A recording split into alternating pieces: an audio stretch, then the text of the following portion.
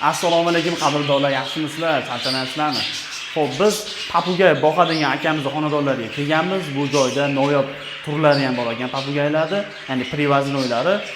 Hozir mana shular haqida ma'lumot beramiz. Bundan tashqari papugaylarda uchraydigan har xil kasalliklar bo'lar ekan. Mana shu kasalliklarga qanaqa dorilardan ishlatish kerakligini qush boqadigan akamiz o'zlari tushuntirib beradilar. Qator qushlarni tanishtirib, iloji bo'lsa narxlarini, keyin bu qushlar qanaqa qushlar o'zi, sizda bundan tashqari qanaqa qushlarni olib kelib berish imkoniyatlari bor yoki o'zingiz mana shu yerda yetishtirib, ko'paytirib, katta qilib boqyapsiz ekan, mana shu sirlarni ham bir qator ulashib bersangiz zo'r bo'lardi. Bo'ldi, bir boshdan bo'lmasa tushuntirishni boshlayveramiz. Birinchi navbatda mana qora qushlarimizdan boshlaymiz. Bu qora babichka deyiladi. Hozir bular privoznoy bo'ladi. O'zbekistonda kam noyob bo'lyapti bu qushimiz. Babichka va pulimiz $400 bo'lyapti buni parasi. Hozirda. Bu ikkinchi navbatda qushimiz spinger qushlarimiz bo'ladi. Bular qanaqa aka? Spinger qushlar parasi 500 ming bo'ladi. Bular hozir bolalar yotibdi. Uchinchi navbatdagi qushlarimiz qora pantera deyiladi. Bu ham hozirda kam noyob bo'lyapti O'zbekiston bo'yicha. Buni parasi $350 bo'lyapti. Ishlash holatlari, bolalash holatlari prostoy qush bilan bir xilda ishlaydi. Endi bu to'rtinchi qushlarimiz bor. Bular mramor degan qushlarimiz bo'ladi. Bularning parasi 200 ming bo'ladi. Hozircha shu qushlarimiz bor. Endi xudo xolasa yangiliklar bo'ladi. Xuddi shu qora panteralarimizni qimmatroq sorti ham keladi. Xuddi shu qorani oppoq sorti bor. Ular $750, $800 dan bo'lyapti hozirda. Endi hali ulgurganimiz yo'q. Yangiliklar kelib qoladi. Texas qushlarimiz ham bor. Papugay sohasida har xil qushlari bor. Hammasidan xudo xolasa kelishilgan holatda agar aloqaga chiqsa yetkazib ham beraveramiz. Xo'p, aka yana bitta savol mana shu yerda. Mana shu noyob qushlaringizni ko'paytirish bu oddiy qushlaringiz bilan qanaqa farqi bor? Xo'p, oddiy qushlarimiz bilan deyarli hech qanaqangi farqi bo'lmaydi. Bu qushimiz ham 3 oyda ko'payadi, bu qushimiz ham 3 oyda ko'payadi. Ko'payish holati bir xil. Lekin bunga beriladigan mahsulot sal ko'proq mahsulot bo'ladi. Oddiy qushga qaraganda bunga jicha qarov ko'proq bo'ladi. Xo'p, bu tomonda oddiy qushlaringiz ham bor ekan. Bu tomonda oddiy qushlarimiz bor, prostoy qushlar deyiladi. O'zimiz oddiy varnisliklar, bular 140 mingdan bo'ladi parasi. Xo'p, ikkinchi navbatda signal qushlarimiz 180 mingdan bo'ladi bularning parasi. Bularchi tepadagi? Tepadagilarimiz angolkalar, hozirda bular maladoy. Maladoylari endi hali voyaga yetmagan. 3 oylik maladoy deyiladi. Keyin amadinalarimiz bor mana. Papugaylarning ichida ishlayveradi amadinalar ham. Aka, bularni aloqaga chiqsa kelishtiradigan joyi ham bor. Aloqaga chiqsa xudo xolasa kelishilgan holatda qilib beramiz narx-navolarni. Endi yana bitta savol. Hozir bizga aytdingiz, bularda sal boshqacharoq qarov, bularga boshqacharoq qarov. Xo'p, qanaqa donlar beriladi, suv qanaqa beriladi, necha mahaldan beriladi aka? Ko'paytirish jarayonida nimalarga e'tibor beriladi? Xo'p, suvlarini oladigan bo'lsak, suvlari bunga oddiy suvlar ketaveradi. Bunga ko'pincha vitaminli suv beriladi. Xo'p, endi donlariga keladigan bo'lsak, qimmat qushlarimizni donlari 8 xil don bo'ladi. Ichida hamma aralashmasi bo'ladi. Buni asosiy o'zimiz tayyorlaymiz 8 xil. Xo'p, oddiy qushlarimizniki bor mana bir xilda o'sha tariq deyiladi. Buni bir xilda don bo'ladi. 3 oyda xullas oladigan bo'lsa, tayyor bo'lsa, bola berishni boshlaydi. Xullas bu qushlardan foyda qilsa ham bo'ladi sotib olgan odam sizdan.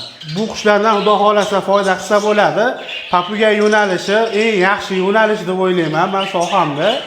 Papugay yo'nalishi ham ko'payishi ham yaxshi bo'ladi, sotuvi ham yaxshi bo'ladi. Bemalol sotishga qulay narxlar bo'ladi bunda. Xo'p, aka mana vitamin ham suvga qo'shib beriladi deyapsiz. Qanaqa vitamin bor bunda? Xo'p, bu vitaminlarni foydalanilarga qancha litrga qancha qo'shiladi aka? Xo'p, mana dorimiz chiptonik bo'ladi. buni 0,5 baklashkaga 1 grammdan tayinlanadi. Buni kun davomida berib tursa bo'laveradi buni. Xo'p, mana ikkinchi dorimiz bor, antiseptik degan. Buni ham 0,5 baklashkaga 1 grammdan tayinlab bersa bo'laveradi.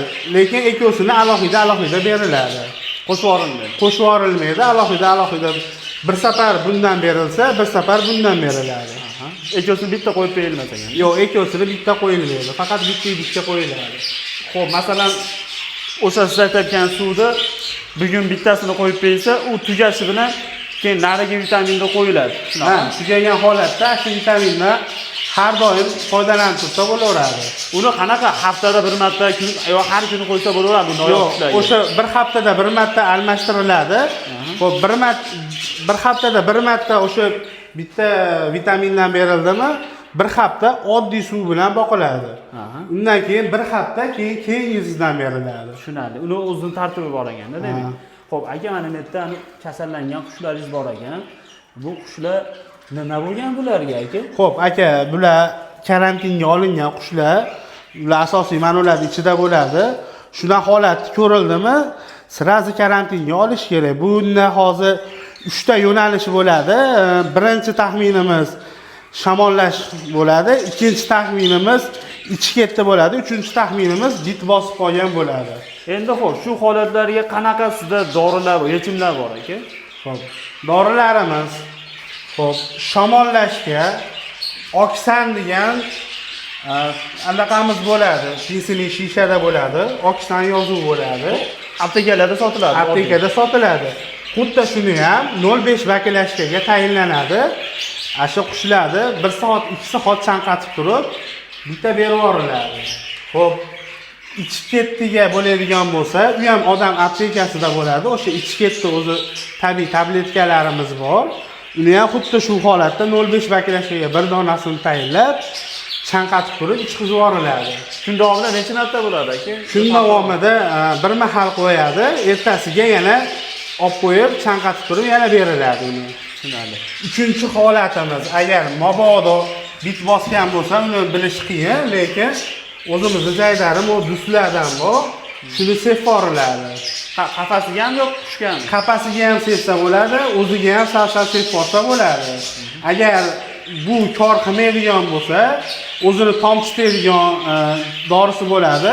Vet aptekaga kirib so'raydigan bo'lsa, bitta dori desa, o'sha tomchitadiganini beradi. Bel qismiga 2 tomchidan tomizib beradi, o'zi sirazi yo'qoladi. Xo'p, shu holatda endi 100% javob berilmaydi, yaxshi bo'lib ketishlikka yoki siz aytayotgan narsa bilan yaxshi bo'lish ehtimoli kattami? Ha, endi avvalambor bizning qo'limizda emas, endi yaxshi bo'lib ketish ehtimoli bor. Keyingi holatimiz yana bitta holat bo'ladi. Bu narsa ko'p qushpurishlarda kuzatilgan holat, qush boqadigan odamlarda ko'pchilikda podvalda boqadi, misol salqin joylarda boqadi, sho'r tushib qolish ehtimoli bor. Tumshug'iga sho'r tushib qoladi, o'sha holatda ham ishlamaydi. Xo'p, unga davo bo'ladigan mana shunaqangi maz bo'ladi, yam degan maz bo'ladi. Mazni nomi yam bo'ladi. Shuni o'sha vet aptekaga kirib bir og'zin so'raydi. Shu mazdan beradi. Bundan xo'p, bir kun qo'yiladi, oralatib 2 kundan keyin yana bir marta qo'yib qo'yiladi. Shun bilan sho'ri yo'qolib ketadi.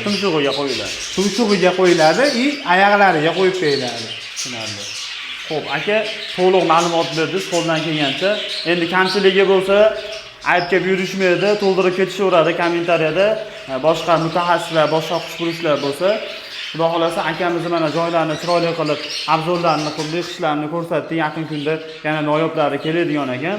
Ba'zi bir o'sha yechimlarni, ba'zi bir muammolarga yechimlarni ham aytib ketdilar. Kamchilik bo'lsa aytib yurmaysizlar. Nomerlarni men ekranda qoldirib ketaman. Bemalol aloqaga chiqsalaring bo'ladi. Agar sizlarga videomiz ma'qul kelgan bo'lsa, like bosib, kommentariy yozib, yangi bo'lsalar obuna bo'lib, kalishkalar shunday yoqib qo'yinglar do'stlar.